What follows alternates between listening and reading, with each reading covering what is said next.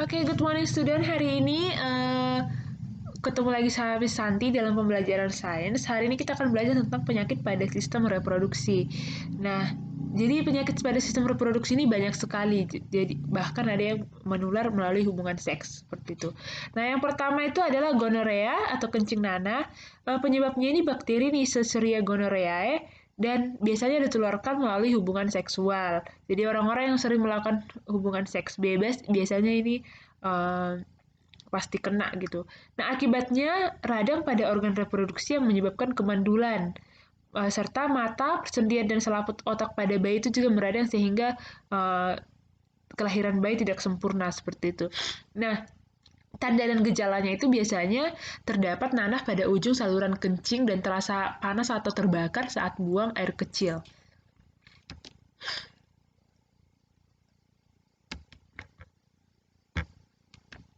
Yang kedua yaitu sifilis atau raja singa. Nah, penyebabnya ini bakteri Treponema pallidum. Ini ditularkan juga melalui hubungan seksual. Nah, akibatnya kerusakan organ reproduksi pada stadium lanjut. Sifilis ini menyerang hati, susunan syaraf, dan otak. Orang yang terkena sifilis ini biasanya bagian kelaminnya itu akan mengalami seperti busuk, seperti itu, berlubang-lubang dan sejenisnya. Kalian bisa lihat gambarnya di internet. Nah, yang ketiga itu ada herpes genital. Penyebabnya virus herpes ini penyebabnya adalah virus herpes simplex serotip 2. Ditularkan melalui hubungan seksual juga. Jadi, akibatnya gangguan pada organ reproduksi, pada kulit juga dan bisa menyebabkan kanker rahim pada perempuan. Nah, herpes genital ini biasanya dia seperti gatal-gatal. Jadi banyak timbul gatal-gatal kayak membusuk juga pada bagian kelamin dari si penderita. Nah, selanjutnya itu keputihan. Ini biasanya dialami oleh perempuan. Nama lainnya itu Flor albus. Nah, penyebabnya jamur Candida albicans, Protozoa Trichomonas vaginalis, bakteri, dan virus. Nah, Candida albicans ini menyukai lingkungan yang mengandung gula dan hangat. Ini sering ditemukan pada wanita hamil dan penderita diabetes mellitus. Juga pada wanita-wanita yang tidak menjaga kebersihan misfinya. Nah, akibatnya gangguan pada organ reproduksi wanita. Biasanya kalau keputihannya sudah parah, bisa menyebabkan gatal yang sangat-sangat mengganggu gitu. Nah, yang selanjutnya itu adalah yang sudah sering kita dengar, HIV/AIDS, Acquired Immune Deficiency Syndrome. Nah, penyebabnya virus HIV. Akibatnya ini hilangnya daya kekebalan tubuh terhadap penyakit karena virus ini menyerang sel-sel darah putih. Nah, penyebarannya itu kontak cairan tubuh dengan penderita AIDS, atau misalnya kalian terkena air liur penderita AIDS, kalian minum dari bekas penderita AIDS, kalian juga bisa terkena gitu. Nah, yang selanjutnya organ yang terinfeksi virus HIV akan menderita AIDS setelah 6 bulan atau lebih tergantung daya tahan tubuh.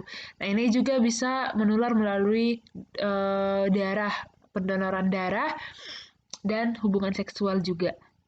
Biasanya orang-orang yang menderita penyakit AIDS ini lama-kelamaan akan kehilangan bobot tubuhnya, semakin kering dan bisa meninggal. Nah, untuk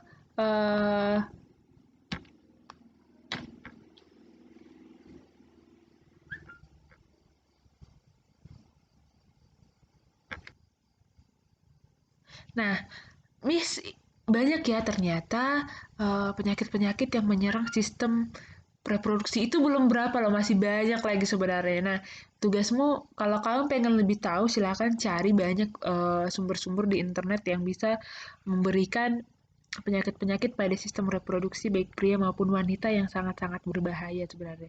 Nah, bagaimana Miss cara mencegah agar kita tidak terkena penyakit pada sistem reproduksi ini? Nah, untuk pertama itu pakai handuk yang lembut, kering, bersih, dan tidak berbau atau lembab, eh, terutama untuk bagian-bagian kelamin kalian seperti itu. Nah, Yang kedua, memakai celana dalam dengan bahan yang mudah menyerap keringat, terutama untuk yang cewek-cewek nih, untuk menghindari keputihan. Yang ketiga, pakaian dalam diganti minimal 2 kali sehari. Jangan jangan kamu pakai pakaian dalammu hari ini sampai besok.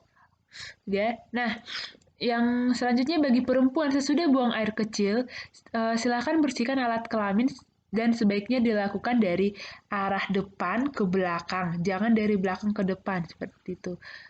Menuju belakang agar kuman yang terdapat pada anus tidak masuk ke dalam organ reproduksi.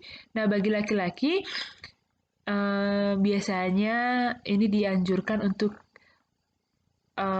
sunat agar mencegah terjadinya penularan penyakit menular seksual serta menurunkan resiko kanker penis. Nah, yang lebih pentingnya lagi itu adalah jangan melakukan seks bebas. Oke, sekian pembelajaran kita untuk hari ini. Apalagi kalian masih remaja, silahkan hindari pergaulan-pergaulan bebas seperti itu. Nah, thank you for today. Sampai ketemu di pembelajaran selanjutnya. Di pertemuan selanjutnya kita akan mengadakan ulangan harian. Silakan kamu pelajari video-video yang sebelumnya. Di sana nanti Miss Santi akan keluarkan soal-soal yang tidak yang pastinya ya dari pembelajaran kita ini, oke? Okay? See you in next video and next lesson. Jesus bless you.